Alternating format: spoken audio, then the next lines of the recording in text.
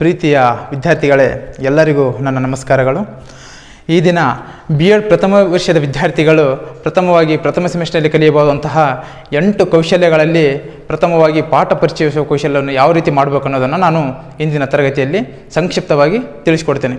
ಈ ಪಾಠ ಪರಿಚಯಿಸುವ ಕೌಶಲ್ಯವನ್ನು ಯಾವ ವಿಧಗಳ ಮೂಲಕ ನಾವು ಪ್ರಸ್ತುತಪಡಿಸಬಹುದು ಅಥವಾ ಪರಿಚಯ ಮಾಡಿಸ್ಬೋದು ಅಂತಂದರೆ, ಒಂದನ್ನು ನಾವು ಕಥೆ ಹೇಳೋದ್ರ ಮೂಲಕ ಅದನ್ನು ಪರಿಚಯ ಮಾಡ್ಬೋದು, ಅದು ಮತ್ತು ನಟನೆ ಮಾಡೋದ್ರ ಮೂಲಕ ಪರಿಚಯ ಮಾಡ್ಬೋದು, ಹಾಗೂ ಪ್ರಯೋಗಗಳನ್ನ ಮಾಡೋದ್ರ ಮೂಲಕ ಕೂಡ ಪರಿಚಯನ ಮಾಡ್ಬೋದು.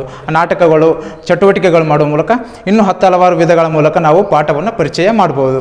ಅದೇ ರೀತಿಯಾಗಿ ಇಂದಿನ ತರಗತಿಯಲ್ಲಿ ನಾನು ಪಾಠ ಪರಿಚಯ ಮಾಡಿಸುವ ಕೌಶಲ್ಯವನ್ನು ಪ್ರಶ್ನೆಗಳನ್ನು ಕೇಳುವ ಮೂಲಕ ಯಾವ ರೀತಿ ಶುರು ಮಾಡ್ಬೋದು ಅನ್ನೋದನ್ನು ನಾನು ಸಂಕ್ಷಿಪ್ತವಾಗಿ ನಿಮ್ಮ ಮುಂದೆ ಹೇಳ್ತೇನೆ. ಪ್ರಿಯ ವಿದ್ಯಾರ್ಥಿಗಳೇ, ಎಲ್ಲರಿಗೂ ಮುಂಜಾನೆ ಶುಭಾಶಯಗಳು. ನಿಮಗೆಲ್ಲ ಗೊತ್ತೇ ಇದೆ, ಜಗತ್ತಿನಲ್ಲಿ ವಸ್ತುಗಳನ್ನು ಎಷ್ಟು ಭಾಗಗಳಾಗಿ ವಿಂಗಡಣೆ ಮಾಡಿದ್ದಾರೆ ಹೇಳಪ್ಪ? 2 ಭಾಗಗಳಾಗಿ. ಓಕೆ, ಕೂತ್ಕೋರಿ. ಹಾಗಾದರೆ ಯಾವ್ಯಾವಪ್ಪವು? ಓಕೆ, ಕೂತ್ಕೋ. ಹಾಗಾದರೆ ಸಜೀವಿಗಳಲ್ಲಿ ಎಷ್ಟು ಭಾಗಗಳಾಗಿ ವಿಂಗಡಣೆ ಮಾಡಿದ್ದಾರೆ? ಸಜೀವಿಗಳಲ್ಲಿ 2 ಭಾಗಗಳಾಗಿ ವಿಂಗಡಣೆ ಮಾಡಲಾಗಿದೆ. ಅವು ಯಾವ್ಯಾವಪ್ಪ? ಒಂದು ಸಸ್ಯಗಳು, ಒಂದು ಮಾನವ. ಓಕೆ. ಪ್ರಾಣಿಗಳಲ್ಲಿ ಅತಿ ಬುದ್ಧಿವಂತ ಪ್ರಾಣಿ ಎಂದು ಕರೆಸಿಕೊಳ್ಳುವ ಪ್ರಾಣಿ ಯಾವುದು? ಮನುಷ್ಯ. ಓಕೆ. ನಿಮ್ಗೆ ಗೊತ್ತು, ಮನುಷ್ಯನಲ್ಲಿ ಕಂಡು ಬರಬಹುದಾದಂತಹ ಮುಖ್ಯ ದೇಹದ ಭಾಗಗಳು ಯಾವ್ಯಾವು?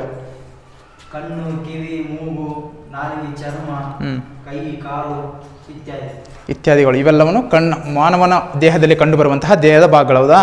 ಹಾಗಾದರೆ ಕಾಲುಗಳು ಏನು ಕೆಲಸ ಮಾಡ್ತಾವಪ್ಪ? ಕಾಲುಗಳು ನಡೆಯಲು ಸಹಾಯ ಮಾಡುತ್ತವೆ. ಓಕೆ. ಕೈಗಳೇನು ಮಾಡ್ತವೆ? ಕೆಲಸ. ಕಿವಿಗಳೇನು ಮಾಡ್ತವೆ? ನಮ್ಮ ಬಾಯಿ ಏನು ಮಾಡ್ತದೆ? ಹಾಂ. ಓಕೆ. ನಮ್ಮ ಹೃದಯ ಏನು ಮಾಡ್ತದೆ? ಓಕೆ. ಹಾಗಾದರೆ ನಾವು ಹೊರಗಿನ ಪ್ರಪಂಚವನ್ನು ಯಾವ ರೀತಿ ನೋಡ್ತೀವಿ? ಯಾವುದ್ರ ಮೂಲಕ ನೋಡ್ತೀವಿ? ಓಕೆ.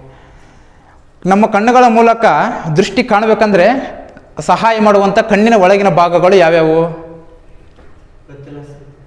ಓಕೆ, ಸರಿ. ಪ್ರಿಯ ವಿದ್ಯಾರ್ಥಿಗಳೇ, ಇಂದಿನ ತರಗತಿಯಲ್ಲಿ ನಾವು ಕಣ್ಣು ಎಂಬ ಘಟಕದಲ್ಲಿ ಬರುವಂತಹ ಕಣ್ಣಿನ ಭಾಗಗಳ ಬಗ್ಗೆ ಸಂಕ್ಷಿಪ್ತವಾಗಿ ಅಧ್ಯಯನ ಮಾಡೋಣ.